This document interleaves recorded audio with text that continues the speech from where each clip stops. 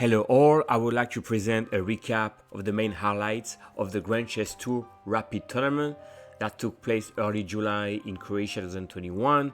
The Blitz tournament will happen over the weekend with Garry Kasparov. So in the Rapid section, 9 rounds were played.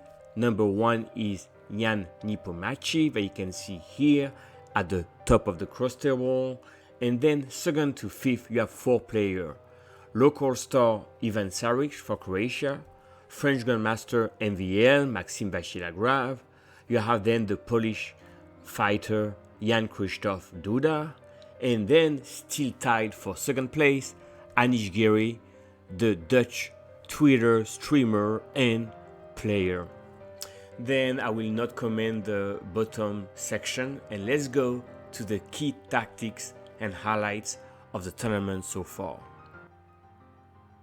The first game was Nepomniachtchi with white against Kasparov with black. They play a French defense and they play a lot of theory and bishop g3, but the key moment happened very later in the game. At the top level, even though they've studied the opening, tactics and middle game and end games, as we shall see, are very important. In this position, this was a critical moment. Why to play? What did Nepomniachtchi, the official challenger to the world crown, play here? Well, and the engine agrees, he played the best move in the position, bishop h4.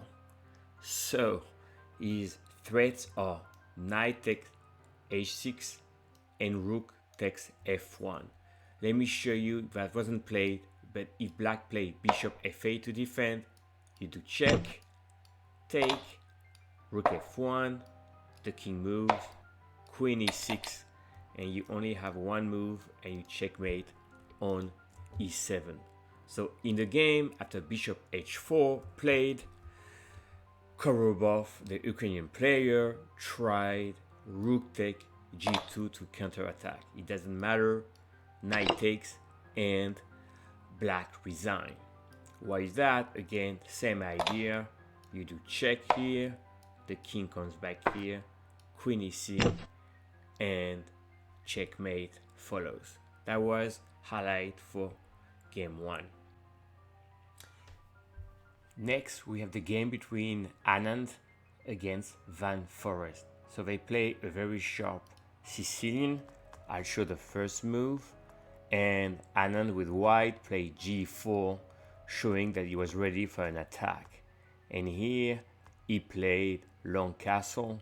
That was a very sharp game where black went short castle and white long castle. So eventually on move 31, we reach the key moment of the battle. This is why to play. What did Anand, first tournament over the board since at least 1 year, what did he play with white? So here he played the best move, bishop c3, covering the c2 square.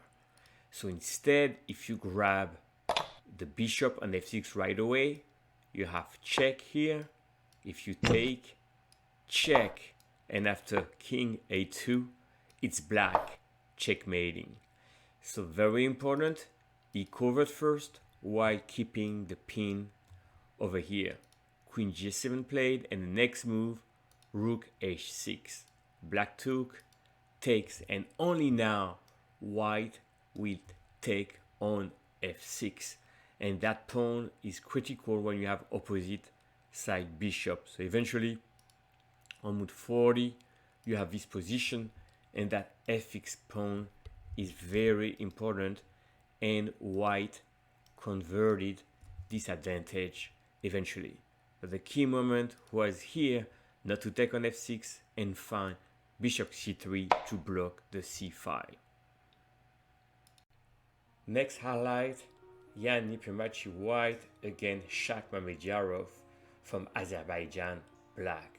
So the game starting in an English defense with c4, but then very shortly they transposed into a King's Indian defense where black played e5, then rook e8, white castle, and knight bd7.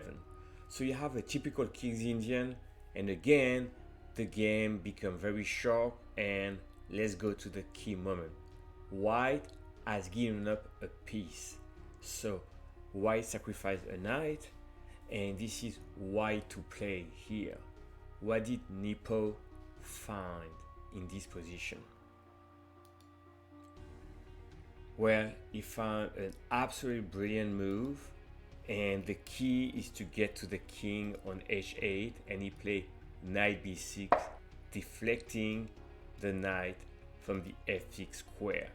So because you're attacking on d7, black is forced to take. Now you do a check first, black covered, you take on d8, and you had to calculate that. Then you take here, or you took with the bishop, and here white is winning. Why is that? Normally black has to recapture, but if you do that, you promote, you do a check, the king moves, and rook d8, and you up an exchange for white, so you're winning a lot of material. So over here you cannot take on d8, black took here, take, and because the f pawn is very dangerous, black covered, but white went here, and after this move, rook d6, white converted the advantage here, because you have one rook for two knights, but eventually you capture this guy, and this pawn eventually dropped, but white ended up winning. I can show the position over here with the two rooks over here, and eventually promoting the a pawn. But the key moment was certainly after rook d8 to find the winning move, knight b6. Next, we have a France-Poland match with MVL white against Duda black.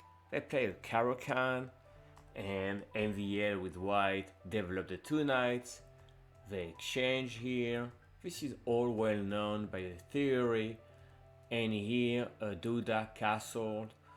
Maxime Vachier-Lagrave played a few moves in the center, and here he tried h4 to try to attack the king side, but Duda is certainly very strong and play h5, saying, hey, I don't want you to come and attack me. So the position was locked here on the king side. So they kept playing, and the fight became full of tactics, right? So moving on move 33rd, here black played knight e3, and there's a fork here, right? So did MVL miss something? Because that seems to be annoying, to say the least. So white to play here. What would you play with white if you were Maxime Vachier-Lagrave? Well, there is only one solution, one best move according to the engine, and MVL, being very strong in tactics, found it on the board, and he played rook c5, and this is very strong. It attacks the queen, but the biggest threat is giving checkmate on f7. So again, you have a double threat, double attack. It's very important in chess to spot the double attacks, and here Duda had to give material. He gave the queen, and here what's next? Well, MVL found the next best move here, queen e2, and that knight here is trapped, right? Where can the knight go? Well, knight went here, but white captured it. So now, after all these tactics, you can see that you have queen versus rook and bishop, and this was fairly easy for the French player to convert. Next, we have a real upset where white, Nepomniachtchi, leading the tournament, lost against local star Ivan Saric from Croatia. They're playing in Zagreb. So it was a huge deal to have the local player on wildcard winning with black. They play Sicilian, and that's kind of interesting because in a previous highlight I showed you Nepomniachtchi starting with c4, playing the English defense against Mamedov. Here he opens up with e4, they play a Sicilian defense, and with knight d5, they transport into a Zheshnikov defense b33 in the eco code. So it's very well known. And by the way, Magnus Carlsen played this opening with black. He played it against Caruana in the last World Championship. Who knows if he will play it or switch.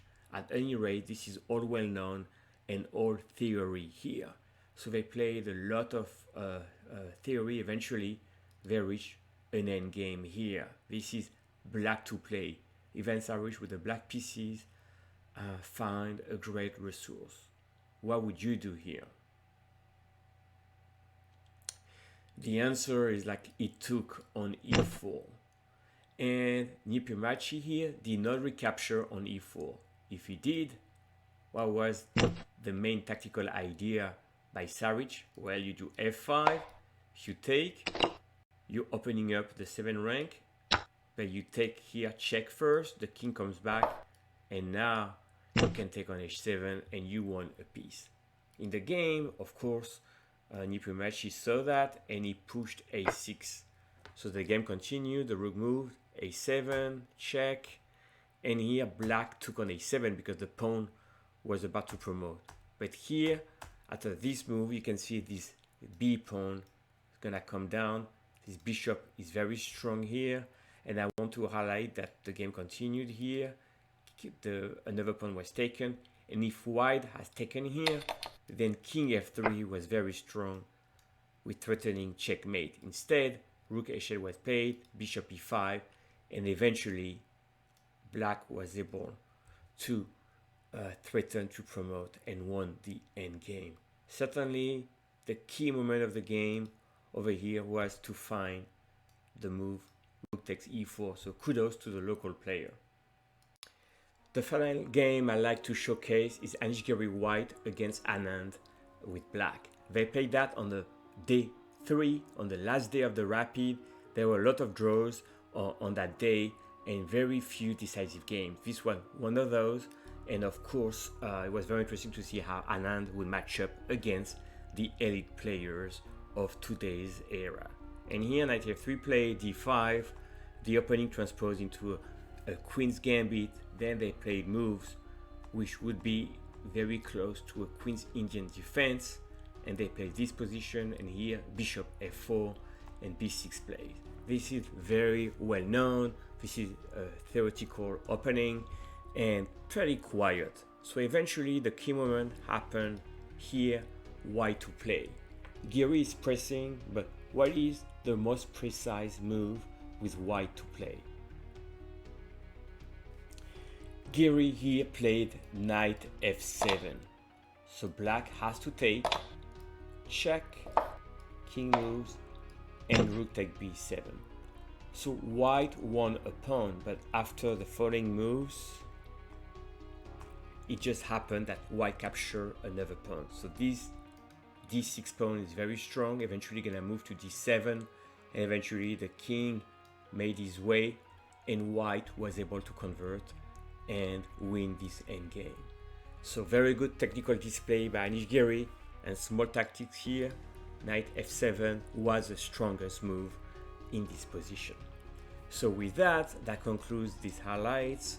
I will show you again the cross table here at the end of the rapid with Nepomniachtchi in the lead, and next will be the Blitz tournament where Saric will not play but will be replaced by wildcard Garry Kasparov, the former world champion. So again, thank you very much for watching. Don't forget to subscribe.